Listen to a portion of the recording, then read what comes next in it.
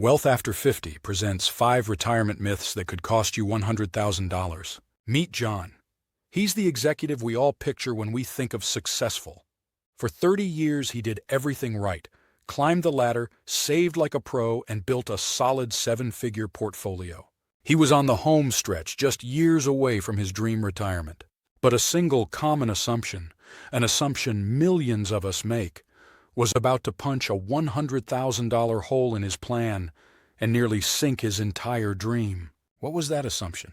And what were the other 4 myths he'd bought into? In this video, we're going to break down the 5 retirement myths that John and so many other people fall for. I'm going to walk you through each one, show you the reality, and give you the exact steps John took to correct his plan, so you don't make the same expensive mistakes.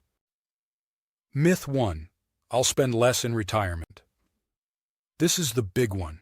The foundational belief John built his whole retirement plan on, the idea that his spending would just magically drop the day he stopped working. I mean, it makes sense, right? The mortgage might be paid off, the kids are on their own, no more commuting costs. He actually planned for a 30% drop in his annual spending. The reality is, for a lot of retirees, spending doesn't just drop, it just changes shape. In fact, it often spikes, especially in those first 5 to 10 years. Think about it. What's the first thing people want to do when they finally have time? They want to live. They travel, take up expensive new hobbies like golf or photography. They renovate the house. They spoil the grandkids. These are the go-go years of retirement, and believe me, they can be pricey. Spending on fun, health, and family can easily gobble up everything you used to spend on work, and then some. For John, this was a huge shock. That dream of sailing? Not exactly a cheap hobby. The boat, the maintenance, the marina fees, it added up fast. And that was before he and his wife even looked at the long list of trips they'd been putting off for decades. His plan, which looked so perfect on paper, was for a quiet, stay-at-home retirement. But his dream was for an active, adventurous one. If you underestimate your expenses, you start pulling too much from your portfolio way too early. That kicks off a dangerous domino effect. You're selling assets faster than you planned, which means that money isn't growing for you anymore. This seriously jacks up the risk of running out of money, potentially costing you hundreds of thousands over a long retirement.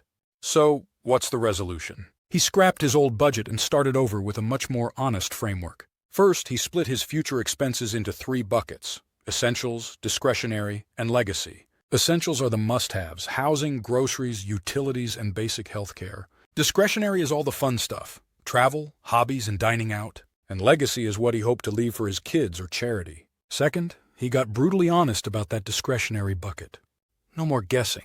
He researched the actual costs. He priced out sailboats. He built sample itineraries for his top 3 travel destinations. This gave him a real tangible number for his go-go years. Finally, and this is key, he built inflation into his plan. He didn't just use one flat number. He applied a higher inflation rate to things like healthcare and travel, since those costs tend to rise faster than everything else. By creating a detailed, phased spending plan, John could see his initial retirement spending would be much higher than he'd thought, but he also saw it would likely calm down in his later, slow-go years. This one change gave him a clear-eyed view of his future and was the first step to saving his retirement. Myth 2. My taxes will be lower in retirement. After getting a handle on his spending, John's next big surprise came from taxes. Like most people, he just assumed that once his big salary was gone, he'd drop into a much lower tax bracket. It's a logical thought, but for people who have been saving diligently, it's a dangerous one. The reality for many successful savers is that retirement doesn't bring a big tax cut. It just means your income and your taxes start coming from different places. The main villain here? Required minimum distributions, or RMDs, from your pre-tax accounts like a traditional 401k or IRA. Once you hit the mandatory age, currently 73, the government basically forces you to start taking money out, and every single dollar is taxed as ordinary income. For someone like John with a 7-figure 401k, those RMDs alone were enough to keep him in a pretty high tax bracket. But it doesn't stop there. Up to 85% of your Social Security benefits can be taxable, depending on your other income. And if you have a brokerage account, you're paying capital gains on your investments as you sell them. Add it all up: RMDs, Social Security, investment gains. A lot of retirees are shocked to find they're paying just as much in taxes as when they worked, if not more. Failing to plan for this can easily shrink your nest egg by 6 figures over your retirement. If you're in a 24% federal and 6% state tax bracket, that's 30 cents of every dollar from your 401k that's gone before you even see it. An $80,000 RMD instantly becomes a $24,000 tax bill. Over a decade, that's $250,000 in taxes you never planned for. John's plan was to live almost entirely off his 401k for the first decade. That plan fell apart once he saw how much of it would go to taxes. So what did he do? He put a proactive tax diversification strategy in place. The solution isn't to stop saving, it's to save smarter. The key is to have money in 3 different tax buckets. Tax-deferred, like a 401k, tax-free, like a Roth IRA, and taxable, like a brokerage account. This gives you incredible flexibility in retirement to manage your taxable income each year. John started doing strategic Roth conversions in the years before he retired. Yes, he had to pay taxes on the money he converted now, but he did it carefully, only converting enough to stay within a certain tax bracket. This filled up his tax-free bucket, giving him a pool of money he could pull from in retirement without bumping up his taxable income. He also built a tax-smart withdrawal strategy. Instead of just yanking money from his 401k, he planned to take a little from each bucket. In a year where he needs more for a big trip, he might pull from his Roth so he doesn't jump into a higher tax bracket. In a lower spending year, he can pull from his traditional IRA. That's tax diversification in action, and it's one of the most powerful ways to protect your wealth. Myth 3. Medicare will cover all my healthcare expenses. Okay, so John had a better grip on his spending and taxes. He was starting to feel confident again. But there was another storm cloud on the horizon: healthcare.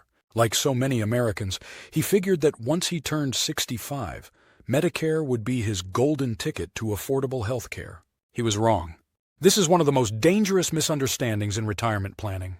While Medicare is essential, it's far from all-inclusive. The single biggest, most financially catastrophic gap in Medicare coverage is long-term care. Medicare only covers short-term skilled nursing care after a qualifying hospital stay, not the day-to-day custodial care most people need for a long time, like help with bathing, dressing, and eating.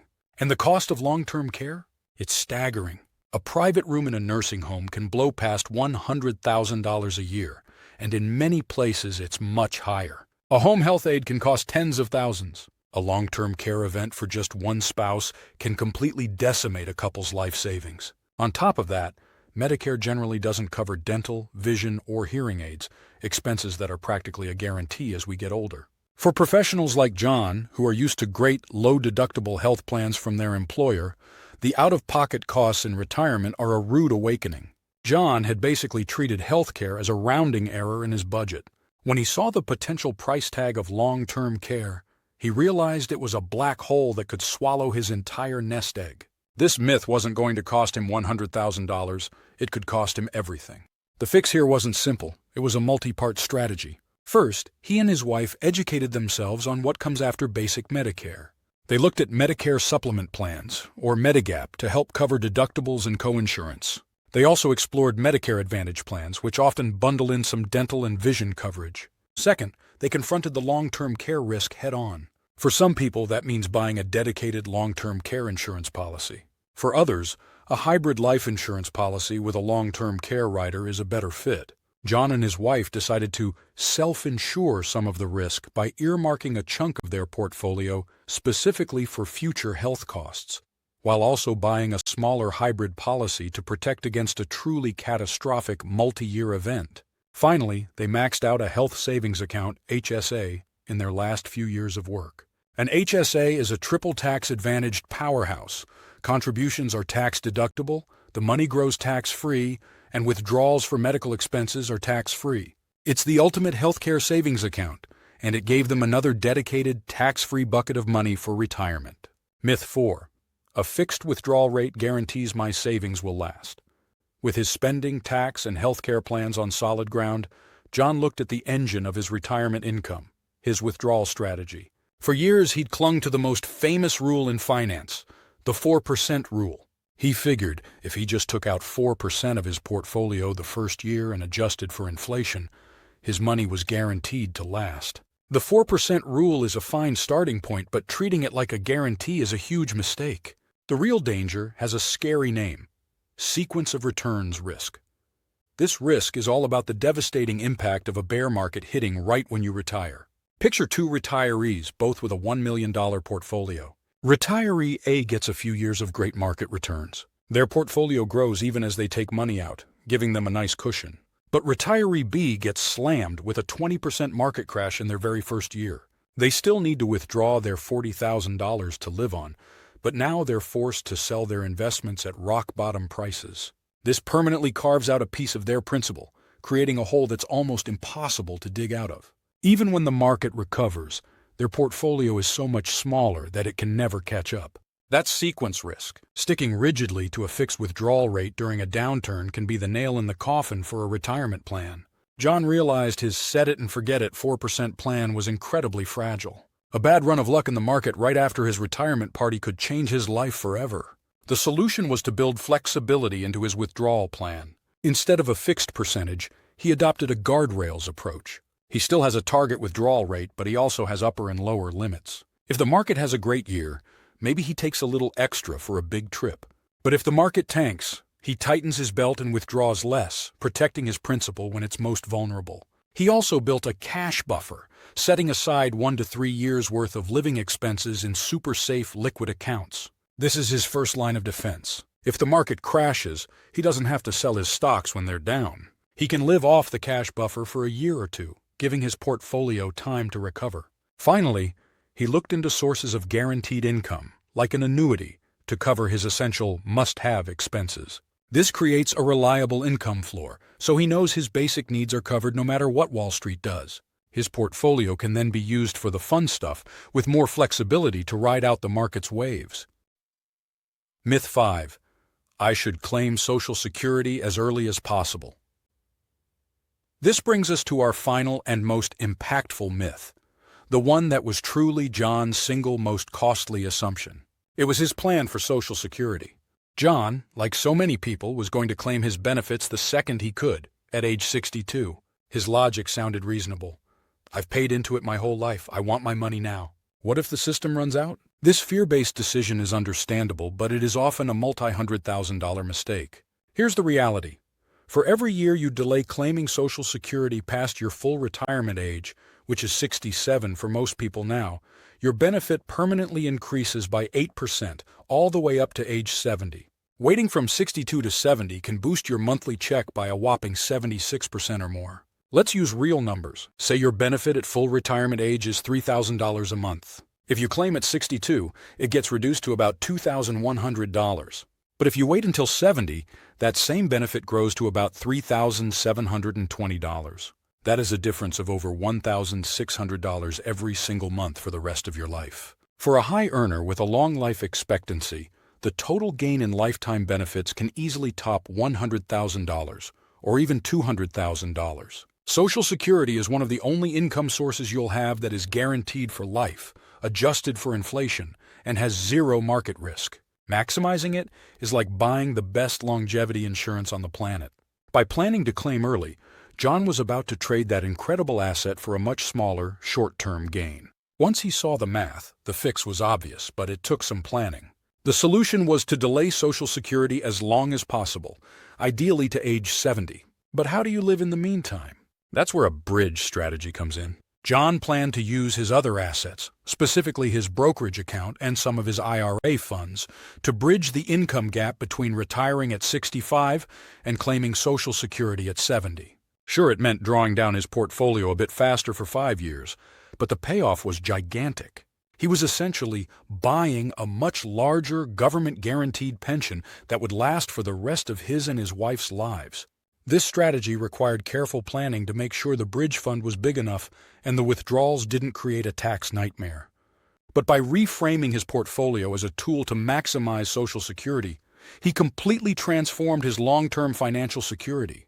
By challenging these myths, John transformed his retirement from one based on faulty assumptions to one built on a rock-solid foundation of reality. He created a real-world spending plan, a tax-smart withdrawal strategy, a plan for healthcare risks, a flexible income approach, and a bridge to maximize his Social Security. He's no longer worried about running out of money. He's confident, he's secure, and he's probably out on that sailboat right now. And remember, it's never too late to grow your wealth after 50.